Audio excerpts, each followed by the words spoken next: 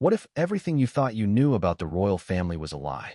Imagine waking up one morning to discover that the carefully constructed image of the monarchy, the fairy tale, the lineage, the bloodlines, was nothing more than smoke and mirrors. That the story of two princes, born into duty and destiny, was rewritten in a single shocking moment by the power of science. A DNA test. Cold, clinical, undeniable. And its results, if true, unravel one of the most tightly guarded secrets the world has ever speculated about. Before we continue, please hit the like button, subscribe to the channel, and turn on the notification bell for updates. The whispers were always there, weren't they? The rumors that refused to die. The ones tabloids splashed across their front pages in the 1990s, dismissed by palace aides but devoured by the public.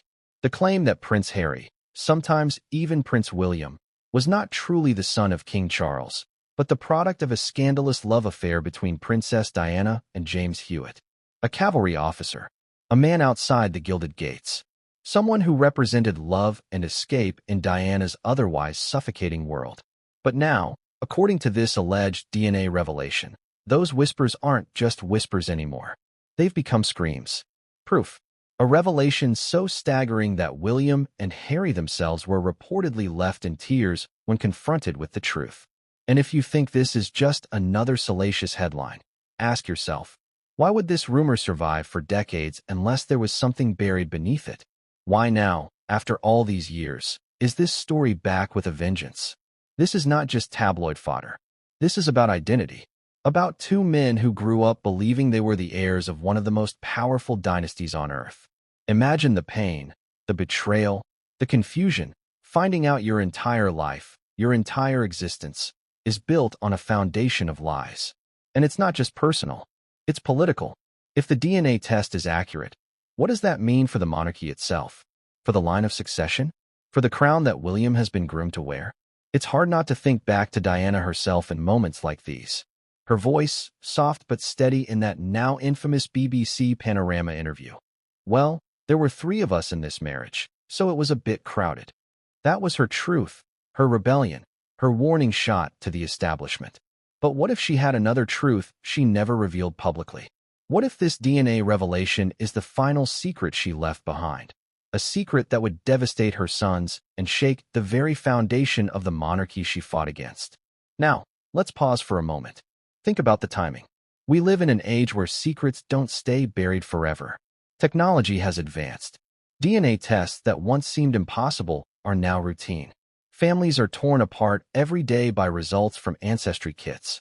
Hidden fathers revealed. Unknown siblings discovered. Why would the royals be immune to this? If anything, their secrets are the ones people want exposed the most. But let's go deeper. Because this isn't just about a test.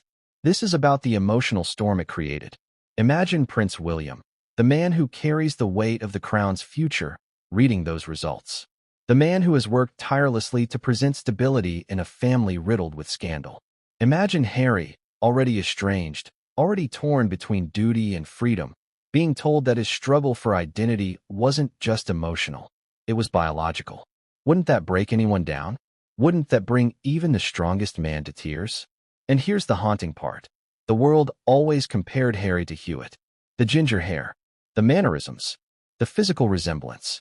Jokes were made, memes created.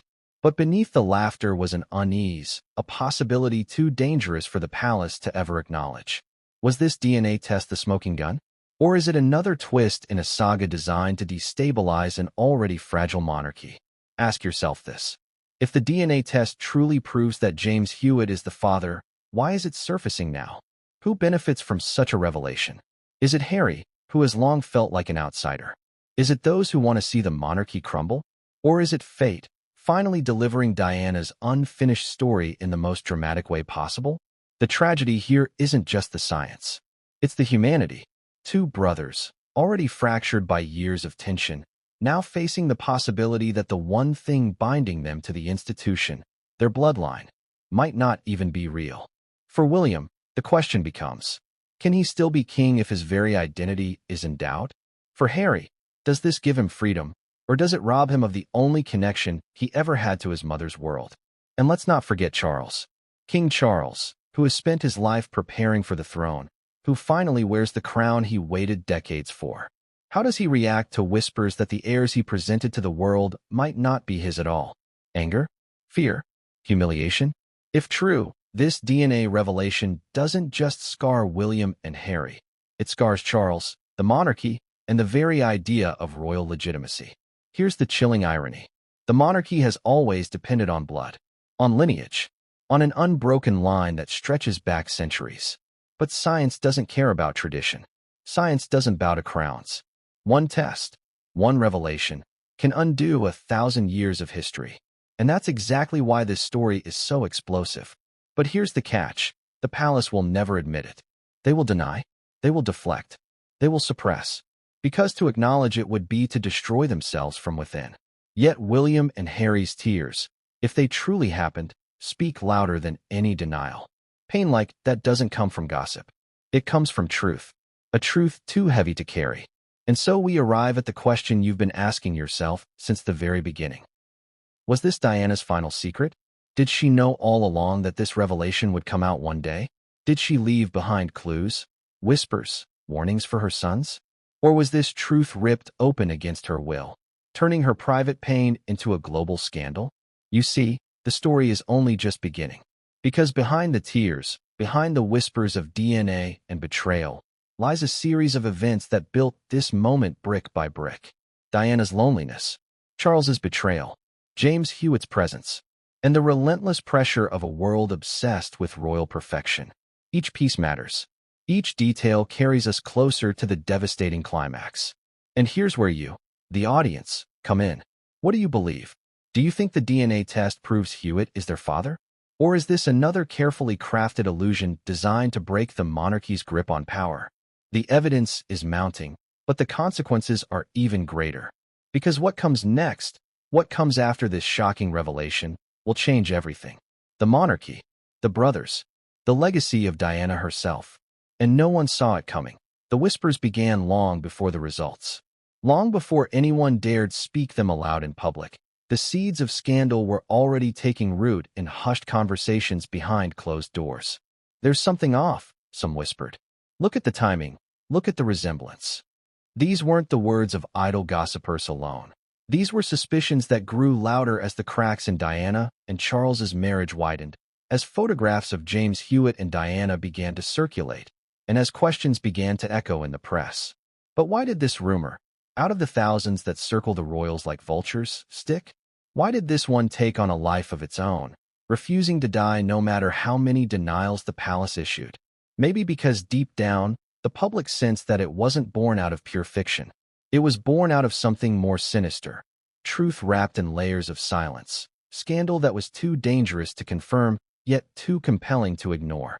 Let's rewind to the early 1980s. Princess Diana was barely 20, thrust into a gilded cage with Charles, a man 13 years her senior, a man who carried the burden of a crown and the shadow of another woman. Camilla. From the start, Diana felt the chill. She knew she wasn't loved the way a young bride deserves to be loved. Charles's heart belonged elsewhere, and she was left to navigate the loneliness of palaces and expectations. What would you do in her place? Trapped, unloved, and constantly watched? Enter James Hewitt, a cavalry officer, charismatic, warm, and attentive. Exactly the kind of man Diana longed for. Their relationship began quietly, innocently. At least, that's how the story goes. Horse riding lessons, shared conversations, glances that lingered a little too long. For Diana, it was escape. For Hewitt, perhaps it was love. And for the public, when the affair came to light years later, it became dynamite. Here's where the whispers really took shape. Because people began doing the math. William was born in 1982, Harry in 1984. Diana reportedly began her relationship with Hewitt around 1986. So, the palace insisted, Harry couldn't possibly be Hewitt's son. Case closed, right? Wrong. Because suspicions aren't killed by logic when appearances tell another story. And appearances, well, they spoke volumes. Harry's red hair became the center of it all. The jokes, the headlines, the cruel comparisons. He doesn't look like Charles, some said. He looks like Hewitt. And while genetics are messy, after all, Diana's family, the Spencers, had red hair too. The visual resemblance between Hewitt and Harry was enough to keep the fire burning. Photos of Hewitt in his youth alongside images of Harry as a boy went viral long before social media even existed. The resemblance was uncanny. Coincidence? Or proof? But it wasn't just Harry. Whispers occasionally extended to William as well. Though William was born before Diana's documented affair with Hewitt, some speculated the relationship may have begun earlier, in shadows, undocumented. After all, who really knows what happens inside palace walls? And this is where the scandal grew roots. Because this wasn't just about appearances. It was about timing. It was about secrecy. It was about a royal family that demanded perfection but was rotting from within. The public sensed blood in the water. Every photograph, every awkward family appearance, every icy glance between Charles and Diana fed the story. The monarchy's silence did the rest. Let's not forget how the press played its role. The British tabloids in the 1980s and 1990s were relentless, feeding off scandal like predators. Diana's every move was scrutinized, twisted, sold for headlines. Once her affair with Hewitt became public knowledge, the speculation over Harry's paternity was inevitable. Even when Diana herself addressed it indirectly, insisting Harry was Charles's son, the denials didn't silence the world. Why? Because people believe what they want to believe, and a scandal this juicy was too tempting to abandon. And so the story lingered. It lingered when Diana and Charles divorced. It lingered when Diana died in that Paris tunnel, her story unfinished, her truth buried with her. It lingered through William's wedding, Harry's rebellions, and even into their feud in the modern era. Because unresolved scandals don't just fade, they haunt. They sit like ghosts at every royal event, whispering questions no one dares to answer aloud. But here's the chilling thing. Sometimes, ghosts don't stay ghosts. Sometimes they claw their way back into the light. Because now, decades later, the DNA story has resurfaced. And this time, it isn't whispers. It isn't speculation. It's results. Alleged, undeniable, scientific results. And if those results are true, if they prove that the princes are not Charles's sons but Hewitt's, then everything changes. The origins of a scandal become the roots of a revolution. The monarchy, built on bloodlines, faces a collapse from within. The whispers of the past were just the beginning. The real storm was still to come. But one photograph, just one, would ignite suspicions like never before. The photograph. That single snapshot that refused to fade into obscurity. It wasn't staged. It wasn't orchestrated by the palace. It was raw, it was real, and it spoke louder than any royal press release ever could. Princess Diana, radiant but vulnerable, standing beside James Hewitt, both caught in a moment that seemed innocuous to some, damning to others. And the whispers grew louder. Isn't it strange how one image can define decades of speculation? Think about it. In a world obsessed with appearances, the mere resemblance of Harry to Hewitt became an obsession. The ginger hair, the jawline, the smile. People pointed. They laughed. They speculated. Look at the officer. Now look at the boy. Was this just coincidence? Or was it evidence hidden in plain sight? But let's rewind again, because this wasn't just about one photograph. It was about the bond Diana and Hewitt shared. The palace, with its stiff traditions and suffocating expectations, offered her little warmth. Hewitt was different. He was charming, attentive, and most importantly, present. When Charles's heart remained elsewhere, Diana found herself pouring her emotions into someone who listened. It began with horse riding lessons, but quickly evolved into late-night phone calls, secret rendezvous, and the kind of intimacy Diana had been starved of. People often paint Hewitt as the opportunist, the man who took advantage of a vulnerable princess. But is that really the full story? Or was Hewitt, in many ways, a victim too? A man pulled into the gravitational storm of Diana's loneliness and the world's most scrutinized marriage? And more importantly, what did he represent to Diana herself? Freedom, escape, a glimpse of what love could feel like outside the gilded cage. She once described him as someone she adored, and he admitted years later that he had truly loved her. Their relationship wasn't just a fling, it lasted years. And that, perhaps, is why the suspicions carried weight. Because if Diana and Hewitt were deeply connected, then the possibility of a deeper tie, a biological one, couldn't be dismissed so easily. And yet, the timeline always comes up. William born in 1982. Harry in 1984. Diana's relationship with Hewitt documented to have begun around 1986. The palace clings to that timeline like a lifeline. It's impossible, they say. But isn't it curious that the timeline relies entirely on trust? Trust in palace accounts, trust in media reports, trust in carefully curated narratives? Can we really know for sure when Diana and Hewitt's relationship truly began? Or is it possible it started earlier, hidden away, long before the public caught on? Here's where it gets even more interesting. As their affair deepened, letters surfaced. Private, intimate letters exchanged between Diana and Hewitt. Words of longing, words of desperation, words that revealed just how much she relied on him. One letter in particular contained Diana's confession that she was devastated when Hewitt was sent away on military duty. She begged him not to end things, not to abandon her. If this was just a casual relationship, why such intensity? Why such pain? The letters made it undeniable. Diana and Hewitt were not just companions, they were entwined.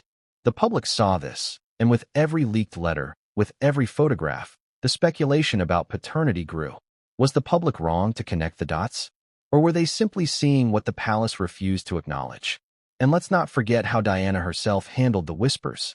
In her famous Panorama interview, when asked directly about Hewitt, she admitted the affair but shut down the rumors about Harry's paternity. She laughed it off, calling them hurtful. But let me ask you, if you were in her shoes, what else could she have said? If it were true, could she ever admit it? Could she risk destroying her son's legitimacy, their entire futures, with one confession? Or was she forced into denial, compelled to protect them even in the face of her own pain? Think about Harry, growing up with these whispers hanging over him like a storm cloud. Schoolyard jokes, tabloid headlines, comparisons he never asked for. Imagine the emotional toll of constantly being told you don't belong, that you're not who you think you are. And William? His image was the crown jewel of the monarchy, steady, dependable, the heir. But even he couldn't escape the shadow of these rumors. If Harry wasn't Charles's son, could William be absolutely sure he was? Now, pause for a second. Imagine being one of those young boys, looking at a tabloid cover with your face next to James Hewitt's, and realizing the world is questioning your very identity. How would you feel? Anger? Shame? Confusion? Or all of the above?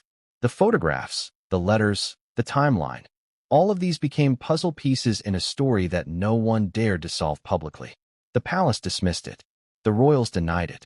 But the public held on to it. And as the years passed, those whispers hardened into belief. And here's the twist. Every time the story seemed to fade, something brought it back. A resurfaced photograph. A new interview with Hewitt. A book claiming to know the truth. The scandal was like a wound that never healed, reopening with every new revelation. But if you thought the photographs and letters were damning, they were nothing compared to what Diana herself left behind. Because hidden in her private writings was a confession so shocking, so raw, it reignited the fire completely. And once those writings came to light, the whispers were no longer whispers. They became screams that Diana's confessions. They weren't meant for the world. They weren't speeches carefully drafted by palace aides, polished to perfection.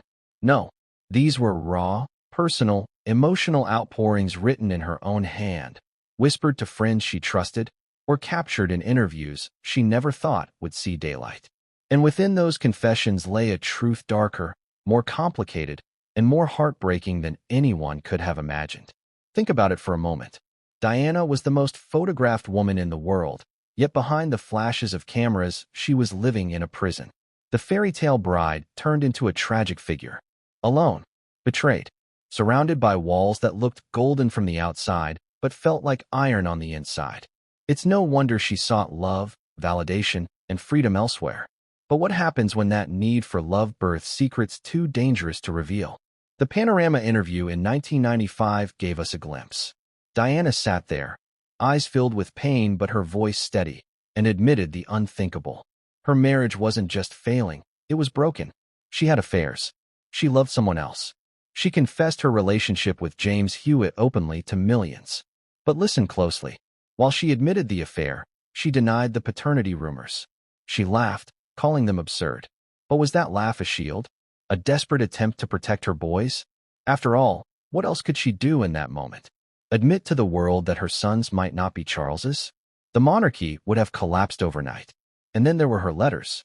To close friends, to confidants, even to Hewitt himself. Words that carried the weight of her soul. She wrote about her loneliness, about how Hewitt made her feel valued in a way Charles never did. In one letter, she reportedly begged Hewitt not to end their relationship when his military duty took him away. She told him her heart couldn't bear it, that she needed him. Doesn't that sound like more than a casual fling? Doesn't that sound like the love of a woman who had found her lifeline? But here's the twist. Among Diana's private writings, there were darker confessions, fears of plots against her, fears that her truth would never be told. In one chilling note, she wrote that she believed there was a conspiracy to silence her. And wasn't she right? She died at 36, her story unfinished, her secrets locked away, until now. Now imagine William and Harry, years later, coming across these letters, reading their mother's words, her pain, her longing for Hewitt. Even if the DNA wasn't in front of them yet, wouldn't that ignite doubt? Wouldn't it force them to question everything they thought they knew about their childhood, their father, the monarchy itself? And here's where it gets explosive. Some close friends of Diana later admitted that she herself feared the truth about her relationship with Hewitt might one day be twisted, exposed, or used against her boys. Did she leave behind clues intentionally? Did she try to control the narrative from beyond the grave? Or were her confessions simply the desperate cries of a woman trapped in a system that destroyed her from within? Let's not forget how Hewitt himself added fuel to the fire. For years, he denied being Harry's father. But then came interviews, sly remarks, vague answers. At one point, he admitted the affair had lasted long enough that the timing could raise questions.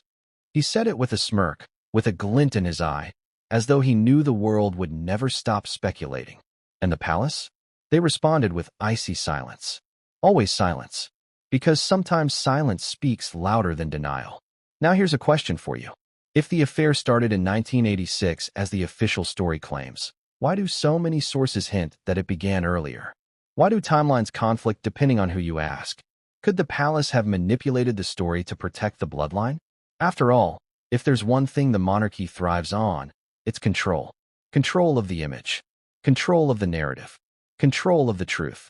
And yet, no matter how tightly they gripped that control, Diana's confessions slipped through their fingers. Little by little, word by word, until the world pieced together the possibility she had tried to keep hidden.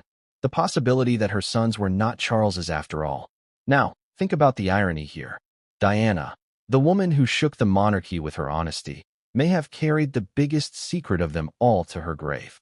A secret that, if revealed, would devastate her sons, humiliate Charles, and topple the very idea of royal legitimacy. But what if those secrets weren't buried forever? What if Diana left behind more than just words? What if she left evidence? Diaries, hidden documents, testimonies from those closest to her.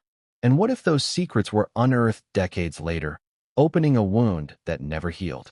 Because the truth is this: Diana's confessions weren't just personal. They were prophetic. She knew the palace couldn't silence her forever. She knew one day the world would ask, who were William and Harry's real father? And when those confessions came to light, when her words were finally read in the context of DNA testing and modern revelations, they became more than just whispers. They became ammunition. Proof that the scandal wasn't born in tabloids. It was born in Diana's own truth. But here's the cliffhanger. If Diana's letters and confessions planted the seed of doubt, it was the next discovery that watered it.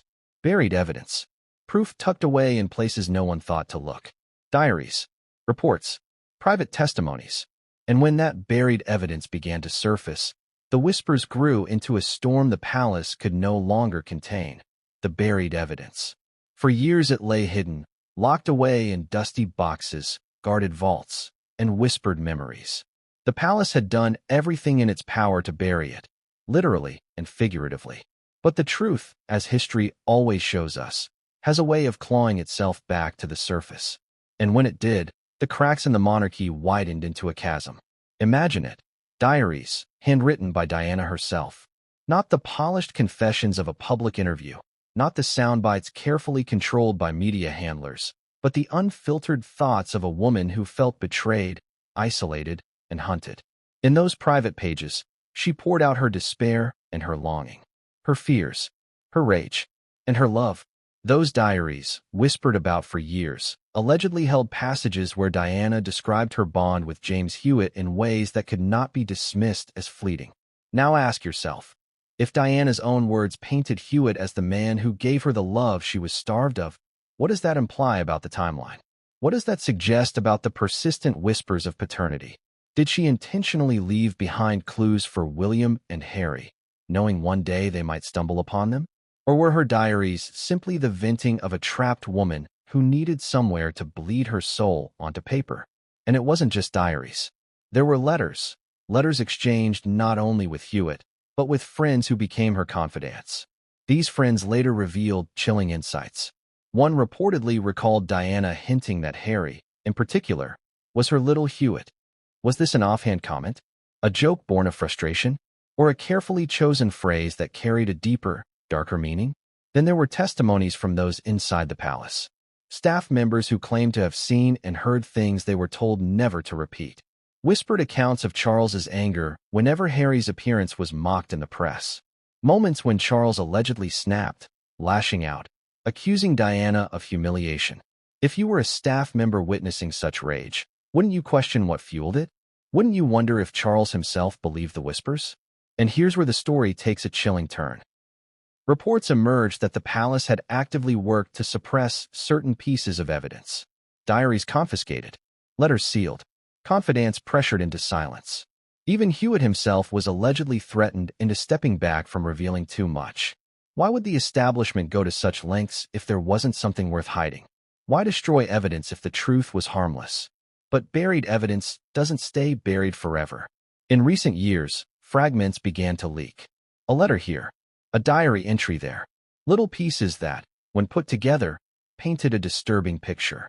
A picture of a woman desperate for love, a man willing to give it, and two children growing up under the shadow of secrets they didn't ask to inherit. And just when it seemed the whispers might fade again, something changed. Technology caught up with the rumors. DNA testing, once the stuff of science fiction, became an everyday reality. Families across the world were being torn apart or reunited by test results they hadn't expected. Could the royal family really escape that wave? Could the truth about William and Harry's paternity stay hidden in a world where one cheek swab can rewrite history? Picture this moment, an envelope. Inside it, the results of a test that could confirm or deny decades of suspicion. The air in the room heavy, the silence deafening. William and Harry, staring at a piece of paper that could dismantle everything they believed about their lives. The weight of it pressing down like a mountain. Because once that envelope was opened, there was no turning back. And here's the haunting question. Who ordered the test? Was it William, desperate to silence the whispers once and for all? Was it Harry, struggling with identity and finally demanding the truth? Or was it someone else, an outsider with access, determined to bring down the monarchy from the shadows? Whoever it was, the results were devastating. Because what came back didn't just confirm suspicions, it ignited chaos. The palace, the monarchy, the brothers themselves, none would ever be the same again. But the true storm didn't begin with the envelope. It began the moment the results were read. And that moment shattered everything. The DNA revelation. Cold, clinical, irrefutable. One test, one result, one truth that no amount of palace spin could erase. It arrived not with fanfare, but with silence. An envelope, a file, numbers and percentages typed in black ink, sterile and undeniable. And when those results were read, the ground beneath the monarchy shook.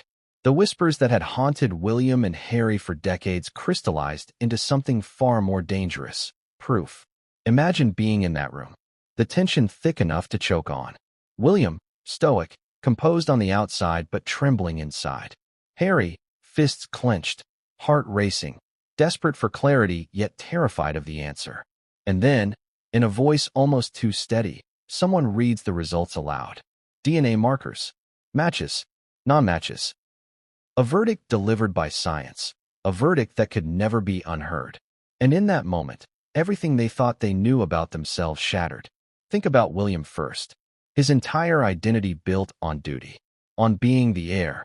On knowing that one day, the crown would rest on his head. He had shaped his entire life around that destiny. But what if the very foundation of that destiny crumbled in a single line of data? What if the test proved he wasn't Charles's son, but James Hewitt's? How do you prepare for the burden of ruling when suddenly your bloodline is called into question? And Harry, his whole life haunted by the whispers, the jokes, the comparisons, the cruel headlines. For years, he had laughed them off, insisting he belonged. But deep down, did he fear this moment? Did he always sense that the rumors weren't entirely baseless? For Harry, the revelation wasn't just about legitimacy. It was about identity, about finally knowing the truth, even if that truth broke him. But here's the cruel irony. For years, the palace insisted the timelines didn't match. That Diana and Hewitt's relationship began too late to make the princes his sons. But DNA doesn't care about timelines. DNA doesn't care about palace narratives. It tells only the truth. And this truth devastated the brothers. The results didn't just ripple through their lives. They tore through the monarchy itself. Imagine the panic inside Buckingham Palace. Advisors scrambling, phones ringing, crisis meetings convened in hushed tones. Because this wasn't just about a family secret. This was about the future of the crown. If William isn't Charles's son, can he still be king? If Harry isn't Charles's son, does he have any claim at all? What does that mean for the line of succession, for the stability of the monarchy? And let's not forget Charles. King Charles, who waited a lifetime for the crown, who finally achieved the role he believed was his destiny. How does a man like that react to proof that his heirs are not truly his heirs? Rage? Denial? Fear? Or all of the above? The DNA results didn't just wound William and Harry. They humiliated Charles, casting doubt on his legacy, his marriage, his entire reign. Now, here's a question for you. Do you think the public would accept William as king if the DNA results were true? Or would they see him as an imposter, a fraud propped up by tradition? The monarchy has survived scandals before, affairs, divorces, even abdication. But this strikes at the very heart of what the monarchy is built on: blood. If the bloodline is broken, is the crown meaningless? And think about the public reaction. For decades, people joked about the resemblance. They speculated. They laughed. But once the DNA confirmed the whispers, the laughter turned into shock, into outrage, into sympathy for Diana and suspicion of Charles. The global media storm would be unlike anything the royals had ever faced. Headlines screaming betrayal. Documentaries dissecting every detail. Commentators asking, was the monarchy finished? And yet, amid the chaos, the human story remained. Two brothers, not just royals, but sons. Sons of a mother who was torn apart by the very system that now dangled their identities over the abyss. Their tears, their breakdowns, weren't just about the crown. They were about Diana, about the possibility that her love, her secret, had defined their entire lives without them ever knowing. Picture the scene again. William, head in hands, whispering, "Everything I've done, everything I've been preparing for, was it all a lie?" Harry, eyes red, pacing, shouting, "Who am I then? Who am I, if I'm not who they said I was?" Their pain wasn't theoretical. It was visceral. It was real. And just as the dust began to settle, another question loomed. Who leaked the results? Because someone wanted this truth exposed. Someone wanted the world to know. Was it an insider, tired of the palace's lies? Was it a friend of Diana, determined to let her truth finally be heard? Or was it someone outside the family, seeking to destabilize the monarchy for their own gain? The envelope had been opened, but the story was far from over. Because the fallout of the DNA test didn't stop with the results. It ignited a firestorm that would tear the family apart. And when William finally confronted his own emotions, the world saw something it never expected. The future king breaking down in tears. That William's reaction was not the stoic, stiff upper lip composure the world had come to expect from the man groomed since birth to wear the crown. No, for once, the mask slipped. For once, the man beneath the title cracked. And in that crack, the entire monarchy saw its future trembling. Imagine the scene. William, sitting in a room thick with silence, the DNA results still echoing in his mind. He had always been the steady one, the dutiful one, the heir. From the moment he could walk, he had been told what he would become. His life was not his own, it belonged to the crown. Every decision, every action, every word carefully measured against the weight of destiny. But destiny means nothing when the very bloodline is in doubt. For William, the results weren't just a scandal. They were an existential crisis. Who was he if not the son of Charles? Who was he if his claim to the throne wasn't built on centuries of lineage, but on a love affair his mother had tried to shield from the world? Was he still a prince? Still the heir? Or just a man whose life had been a lie? The shock was physical. Witnesses described him pacing, gripping his hair, tears streaming down his face. The burden of kingship crashing down, not in the way he expected, through abdication or scandal, but through the cold finality of science. And let's be honest, William's entire identity, his entire sense of self, was tied to his role. Take that away, and what remains? And here's where it becomes even more tragic. William's breakdown wasn't only about himself. It was about his family, his wife, his children. If he wasn't truly Charles's son, what did that mean for George, Charlotte, and Louis? Were they heirs or impostors? Could the monarchy survive if the line of succession itself was tainted? And imagine having to look into the eyes of his young son George, already being groomed as the future king, and wonder if he was preparing him for a throne that might never be his. Now, pause and think about the irony. William had spent years trying to hold the monarchy together. When Harry stepped away, William doubled down on duty.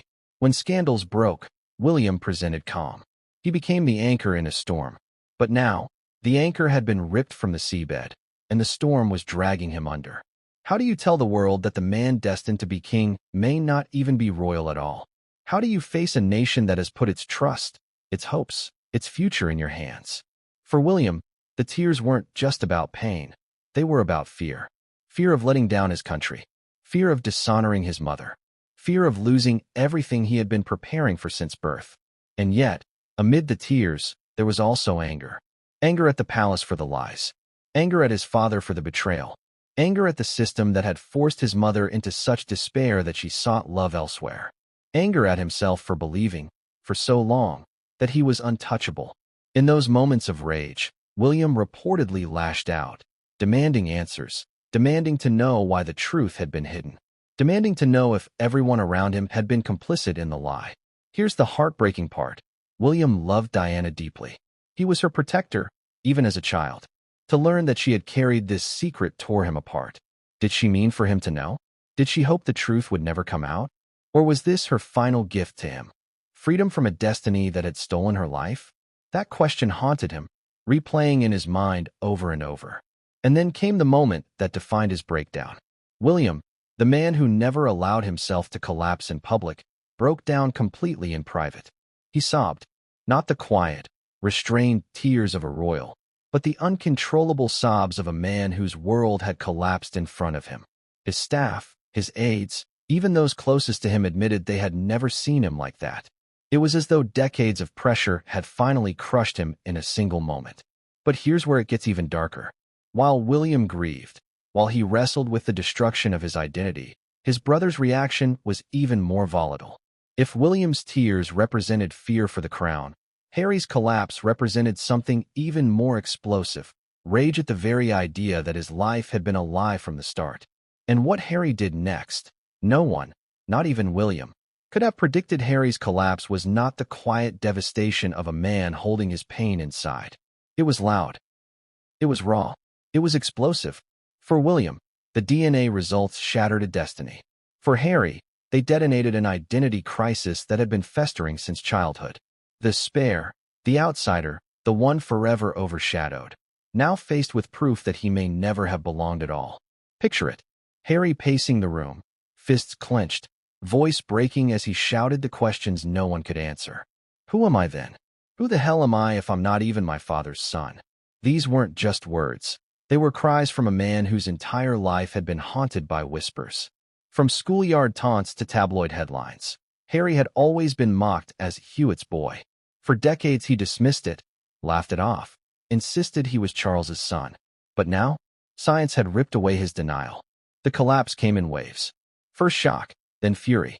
He reportedly hurled the papers across the room, tore at his shirt, stormed out and back in again, unable to contain the storm inside him. His tears weren't gentle. They were guttural sobs, mixed with rage and despair. For Harry, this wasn't just about bloodlines. It was about betrayal. about growing up in a family where love felt conditional, only to discover that even his biology was a lie. And imagine the irony. Harry, who had already distanced himself from the monarchy, who had spoken openly about his struggles with identity, his resentment toward the firm, suddenly had the ultimate confirmation that he truly was an outsider, that he didn't belong in the gilded cage at all. But here's the question. Was that freedom or devastation? Because think about it. If Harry was Hewitt's son, then he was free of the monarchy's chains, free of the expectations that had broken his mother, free of the lineage that had defined and suffocated his life. But freedom born from betrayal isn't liberation. It's torment. It's exile. And it leaves scars deeper than duty ever could. Harry's collapse also revealed something else, his relationship with William. The bond between the brothers, already fractured by years of tension, now lay in ruins. William wept for duty, Harry raged for identity. William feared for the crown, Harry feared for himself. They weren't united in grief, they were divided by it. In his fury, Harry reportedly turned on William, accusing him of always being the favorite, the chosen one, the one who never had to wonder if he belonged. And now, the cruel twist of fate. Neither of them belonged in the way they thought. But let's not forget Harry's anger toward Charles. Imagine growing up believing you were your father's son, only to find out you weren't. Imagine resenting him for his coldness, his favoritism, his distance, and then realizing that maybe, just maybe, he treated you that way because he knew. Did Charles always suspect? Was his coldness born of doubt? That question burned in Harry's mind, inflaming his fury. Did you always know? He would have demanded. Is that why you never treated me like a son? And here's where the collapse turned dark. Harry, the rebel prince, the man who had already walked away from royal life, now faced the temptation to burn it all down, to expose everything, to take the monarchy with him into the flames of truth. Because what did he have to lose now? If he wasn't Charles's son, he owed the crown nothing. Nothing at all. But anger wasn't the only emotion. There was heartbreak too. Because at the core of Harry's collapse was Diana, his mother, the woman he adored, the woman whose death he never recovered from. To discover that her greatest secret might also be his greatest pain, it was unbearable. He cried not just for himself, but for her, for the woman who had tried to protect him from the cruelty of the world, only to leave him with a truth that shattered him. And so, Harry's breakdown became more than personal, it became symbolic, a reflection of everything Diana had suffered, a son mirroring his mother's despair, his rage, his sense of betrayal. The palace had tried to bury Diana's truth, but in Harry's tears, it lived again. But if Harry's collapse was heartbreaking, Charles's reaction to the revelation was something else entirely. Rage, humiliation, a fury so great that it threatened to rip apart not just the family, but the monarchy itself. Because when Charles discovered what the DNA had revealed, his reaction was not sorrow, it was wrath. That Charles's fury was volcanic. It wasn't the measured irritation of a king accustomed to criticism. It wasn't the weary sigh of a man used to scandal. No, this was something far deeper, far darker. It was humiliation, betrayal, a lifetime of carefully maintained image collapsing in an instant. For decades, Charles had endured the whispers. He had heard the jokes, seen the headlines, felt the sting of speculation that his youngest son wasn't truly his. But he always had the palace machine to protect him. Always had the official line to shut it down. Now, the DNA results ripped away that protection, stripped him bare, and the world knew. Imagine the rage boiling inside him. The thought that the very sons he presented to the world, the heirs he paraded on palace balconies, the boys he used as proof of a happy marriage, were not his flesh and blood. To Charles, this wasn't just a family scandal. It was an attack on his legacy. His entire reign, his entire sense of identity as king, stained by the suggestion that the heirs were not his heirs at all. Reports described him as pacing furiously, shouting at aides, demanding the documents be destroyed. His voice, usually controlled and soft, cracking with anger as he barked orders. This must never see daylight. Do you understand? Never. The rage wasn't only about the results themselves, it was about the leak, about the betrayal that someone inside his circle had allowed this secret to escape. And here's the chilling part. Some insiders claimed Charles had always harbored doubts, that when Harry was born, With his fiery hair and mischievous grin, Charles made cruel jokes. "Perhaps he's not mine," he once quipped. To the public, it was humor. But to Diana, and perhaps to Charles himself, it may have been a confession of suspicion. Did he always know deep down? Was that why he seemed distant? Why his relationship with Harry never carried the same warmth as it did with William? Now put yourself in his position. You are king. You have finally ascended after decades of waiting. You are at the pinnacle of your power. And suddenly, the very foundation of your reign is ripped apart. The sons who legitimize your dynasty are revealed as frauds, at least in bloodline. Wouldn't you feel rage too? Wouldn't you fear not just scandal, but the collapse of the monarchy itself? Because that's what this revelation meant. It wasn't just personal humiliation. It was constitutional crisis. If William and Harry were not truly his sons, what did that mean for the succession? Could William still become king? Or would the crown be tainted forever by doubt? The monarchy depends on bloodlines, on legitimacy, on an unbroken chain that stretches back centuries. And now, in the space of one envelope, that chain had been shattered. Charles's fury was also directed at Diana. Even in death, she haunted him. Even in silence, she humiliated him. To him, this was her final act of betrayal, proof that her affair had not just embarrassed him, but destroyed the sanctity of his bloodline. He railed against her memory, cursing the woman the world still adored, the woman whose ghost overshadowed his every move. Imagine the bitterness of that. To be king, yet always second to the memory of your dead wife. And now, her secret had humiliated him beyond repair. But Charles's rage wasn't just private. Behind closed doors, he lashed out at his sons too. "You've destroyed me," he may have shouted. "Do you realize what you've done? What this means?" To William, already broken, these words cut deeper than any sword. To Harry, already in collapse, they confirmed his worst fear, that Charles had never truly seen him as a son. And still, the palace machine roared into action. Advisors urged silence. Lawyers discussed suppression. Plans were drawn up to bury the story, to discredit the evidence, to paint the results as fake. But it was too late. The fury of Charles could not contain the fury of truth.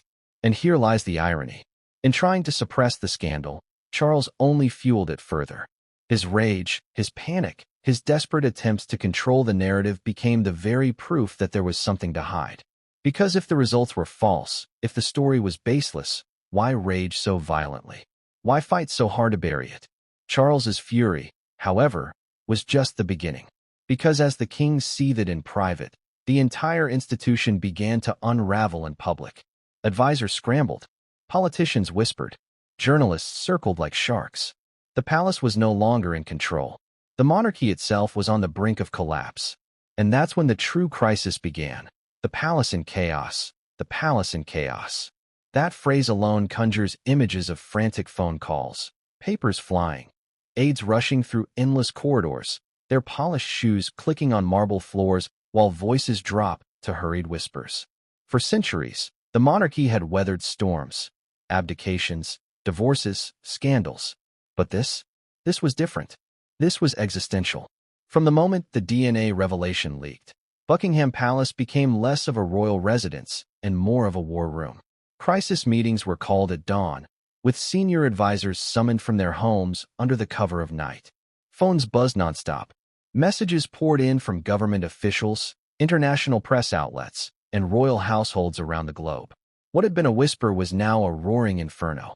Damage control, one aide reportedly muttered, pacing with a trembling hand on his brow. But how do you control damage when the foundation itself is cracked? How do you spin science? You can't. And they knew it. The first instinct of the palace machine was denial. Always denial. Drafts of official statements circulated, each one sharper than the last. The reports are false. Fabricated documents. A malicious attack on the monarchy. Lawyers prepared lawsuits against newspapers, threatening retractions and damages. But even as they drafted the denials, panic rippled underneath. Because inside those gilded walls, everyone knew the truth. The results were real. And the more they tried to silence the storm, the louder it became. Every denial, every attempt at suppression only convinced the public further that there was something to hide. News anchors raised eyebrows on live television. Journalists dug deeper. Old rumors resurfaced, dragged from the archives like skeletons rattling in a dusty closet. Diana's affairs, Hewitt's interviews, the photographs, the letters, all of it returned, louder, more damning, stitched together into one unstoppable narrative. Meanwhile, the royals themselves were fracturing. William retreated into silence, shutting himself away, refusing to face the cameras. Kate, ever composed, tried to shield their children from the chaos, but even she was shaken. The question hung in the air like a guillotine. What would happen to George, Charlotte, and Louis if William's bloodline was discredited? Harry, on the other hand, erupted publicly. In whispered accounts, he lashed out during private meetings, accusing the palace of destroying his life twice over. First by suffocating him in duty, and now by burying the truth of his identity. His fury boiled over into threats to speak out, to go public, to burn it all down. "If you think I'll keep quiet," he reportedly shouted, "you've got another thing coming." And then there was Charles, storming through the palace like a man possessed. Advisors begged him to remain calm, to stay measured, but his temper exploded in bursts. He accused everyone, Diana, Hewitt, Harry, even his own aides, of conspiring to ruin him. "They want to destroy the monarchy," he roared, slamming his fist onto a desk, his face red with rage. "Over my dead body." But the truth was, the monarchy was already unraveling. Politicians sensed weakness. In Parliament, murmurs began. Was the monarchy still viable? Was the taxpayer funding a fraudulent institution? In pubs and homes across Britain, ordinary people debated whether the crown had any legitimacy left. The divide was sharp. Some rallied behind William, insisting he had earned his place through duty, regardless of blood. Others demanded reform, even abolition. For the first time in decades, the monarchy's survival was not just questioned, it was in jeopardy. And then came the leak that tipped the palace over the edge. A document, allegedly part of the DNA testing process, appeared online. Numbers, percentages, scientific jargon, all pointing to the same conclusion. The princes were not Charles's sons. Within hours, it spread across the globe. Screens lit up with headlines. Royal bloodline exposed. DNA test confirms rumors. Monarchy in crisis. The palace scrambled to respond, but it was too late. The genie was out of the bottle. The institution that had thrived on secrecy, on mystique, was now naked before the world. But the chaos didn't end there. Because just when the palace thought it had contained the fallout, just when they thought they had stemmed the bleeding, something even more catastrophic happened. Someone, no one knew who, leaked the truth directly to the press. Not just rumors, not just speculation, but the full story, the evidence, the undeniable details. And once the truth hit the headlines, there was no turning back. The public shockwave was unlike anything the monarchy had ever endured. This wasn't just another scandal to be brushed aside, packaged neatly with a palace statement, and forgotten in a week.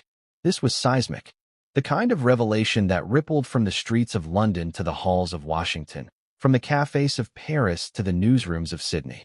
Every television channel, every headline, every radio broadcast carried the same story. The bloodline of Britain's most sacred institution had been shattered. Crowds gathered outside Buckingham Palace, their faces lit by the glow of mobile phones as they scrolled through the leaked documents. Some wept, devastated at the betrayal. Others laughed bitterly, mocking the royals they had once revered. And many more stood in shock, unable to process that a truth so long whispered could finally be proven. "If it's real," one woman said through tears, "then everything was a lie. Everything we believed about Diana, about William, about Harry, it was all a lie." The tabloids went into overdrive. Hewitt's sons screamed one front page in bold red ink. "Royal blood no more," declared another. International outlets poured fuel on the fire, dissecting every photograph, every old interview, every moment where Diana's affair with Hewitt had been hinted at. Clips of Diana's Panorama interview resurfaced, replayed millions of times. Viewers studied her face, her laugh, her denial of the rumors.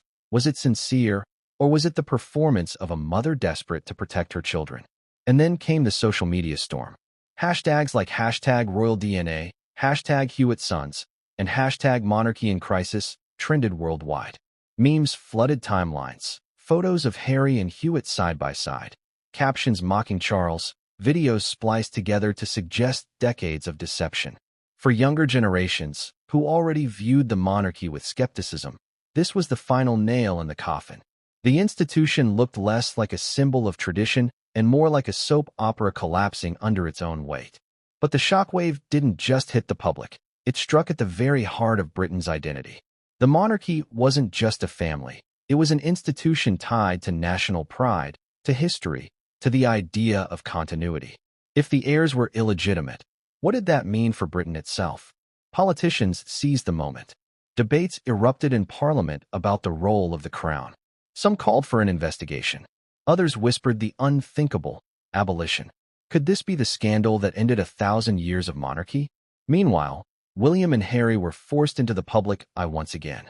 Cameras tracked their every move. Every expression, every gesture analyzed endlessly. William's silence was seen as guilt, his rare appearances described as hollow, his face etched with pain. Harry, on the other hand, was caught in flashes of raw emotion: anger, defiance, heartbreak. One photograph showed him with tears in his eyes, head bowed, and it became the defining image of the crisis. And here's the cruel twist.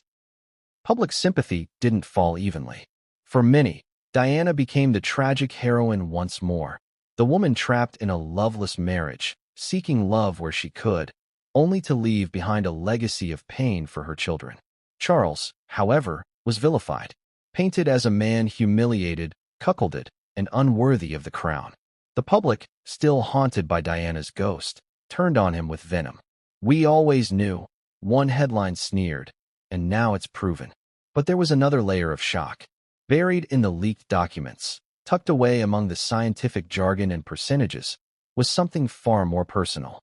Notes, testimonies, evidence that Diana herself had left behind, a message, perhaps, intended for her sons. And when those words came to light, they reignited the firestorm all over again. Because what Diana revealed in her final secret wasn't just about love. It wasn't just about betrayal. It was about a truth so devastating that it would haunt William and Harry forever. And that truth, once uncovered, changed everything: the final secret. For years, it had been speculated that Diana left behind more than her public interviews, more than her carefully staged confessions. But no one could have predicted the depth of what was uncovered: a message, allegedly written by Diana herself, buried among her private papers, hidden away from the world until the chaos of the DNA revelations brought it screaming to light. The words were raw, honest, almost prophetic. In them, Diana addressed the very rumors she had dismissed publicly. She admitted the unbearable loneliness of her marriage, the desperation that drove her into Hewitt's arms.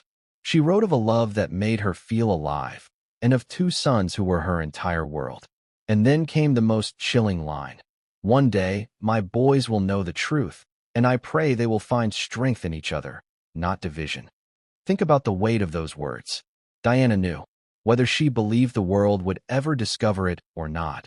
She anticipated the moment her sons would face the possibility head-on. She foresaw the pain, the confusion, the devastation. And even in her despair, her greatest wish was for unity. That her boys would lean on each other, that they would not allow the truth of her choices to tear them apart. But the reality was far different. Instead of drawing them together, the DNA revelation ripped William and Harry further apart. William, consumed by fear for the crown, withdrew. Harry, engulfed in rage and grief, lashed out. The bond forged in childhood, the one that had carried them through Diana's death, through their father's coldness, through the scrutiny of the press, was now fractured beyond recognition. And the final secret didn't stop with the letter. There were testimonies from Diana's closest friends, who revealed she had confided her deepest fears to them in hushed tones. She worried that if the truth came out, it would destroy her sons. She feared the palace would use it to discredit her, to paint her as unstable, reckless, unfit. And she was right. Even in death, the palace tried to spin her words, dismissing them as exaggerations of a troubled woman. But the raw honesty in her handwriting told another story. The public, reading her words, wept. Diana was no longer just the people's princess. She became a tragic prophet, a mother who carried the unbearable weight of secrets, and whose attempt to shield her sons had failed. Her memory, already larger than life, became an even greater force. The world mourned her all over again, and in doing so, turned its anger once more against Charles, against the institution that had crushed her, against the monarchy itself. And here lies the cruelest irony. Diana's final plea was for her sons to stand united, to protect one another when the truth came out. But instead, the truth became the very weapon that divided them. William, retreating into silence, shouldering the burden of a crumbling crown. Harry, exploding in anger, threatening to expose everything and burn the monarchy to the ground. The very unity Diana prayed for was shattered in the moment they needed it most. But if you thought this revelation was the climax, it wasn't. Because the DNA results and Diana's final confession weren't just private tragedies, they were now public property. And the world wasn't content to simply mourn or rage. The world demanded answers. The public wanted confrontation. And in the spotlight, under the weight of Diana's words, William and Harry were pushed towards something even more devastating. The stage was set for a showdown, not just between the brothers and their father, but between each other. Because what came next was not unity. It was war.